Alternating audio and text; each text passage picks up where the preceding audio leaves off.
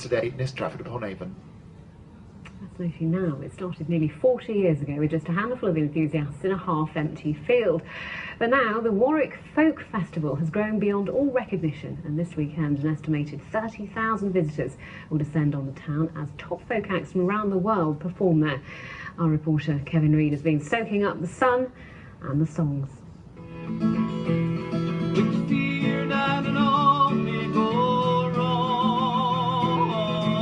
John Leo Carter is just one of many respected acts headlining at this year's Warwick Folk Festival. The Irish-born, Swedish-based performer has fallen in love with it. It's a lovely festival. The atmosphere is just amazing, and the hospitality, fantastic, and there's so much for everybody here. The festival is based in the grounds of Warwick School, but with many events in the pubs and streets of the town centre, visitor numbers swell to around 30,000. One of the founders is Karen Ralph. She says it's grown beyond all recognition from a small event in a field 37 years ago. I think we were talking about 300 people at the first one. So you can see the increase is massive in terms of the numbers. But that's a reflection that people come back year after year after year. The festival generates around £500,000 towards the Warwick economy, and it's a much needed boost to the many businesses in the town. Each year we get some of the musicians who are headlining on the stages sent into our bar, and this year we have 4 on Friday night playing on the terrace. We have 2 entertaining our restaurant guests on Saturday afternoon, and another 4 artists on Saturday evening on the terrace. It's fantastic. And it's not just about folk music. Every year, around 20 traditional dance groups parade through the town. The festival ends late on Sunday night, and with a total of 167 acts, this will be the biggest Warwick has seen so far. Kevin Reid, BBC Midlands Today, Warwick. Now, exactly 2 weeks today, the Olympic Games get underway in Brazil. I had a chat with a couple of lovely ladies who were singing his praises. He apparently calls them Hammy, so I hope Hammy doesn't mind me calling him Hammy. The background noise, I hope you don't mind, but it is one of the largest folk festivals anywhere. And we'll talk to Hammy, because he's got a folk festival as well. Of course, in wonderful Cork. Hammy, do you mind if I call you Hammy? No problem at all. And as I say, my mother calls me Hammy, and my son. And we've got lovely applause for that as well, haven't we? Thank you, yes, absolutely. Now, are you the founder of the Cork Singers? I would be a series member of the Folk Festival for 30 years or more, yeah. And then Singers Club, like, you know, about 15-20 years like for that as well. So we're over here with the Singers Club and training with the Folk Festival. You know, here we are in the heart of England with a great Irish influence in this festival. How did it come about? It's a good one. Well, as you know, Dick Dixon is from Wexford. Gory man. Gory man.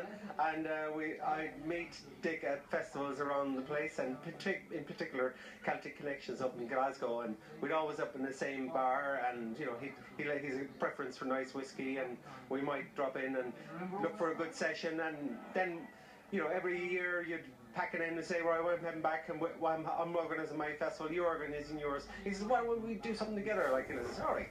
I said, you bring a gang over to us, and we bring a gang over to you. So we have a 20. Any excuse? Any excuse, yeah. So we bring kind of lots of singers. We have, as you got Maura, Michaela, her like Shanos, but there'll be lots of singers in England, English singers, and then we have musicians like John Mitchell. He's a pipe maker and also a flute player. So the big gang of them come over, and they absolutely love it over here. I know what I mean. It's kind of, it's like chalk and cheese. Like there's not that many Irish around. Having said that, there's a great traditional feel to this folk, you know, to this folk festival here.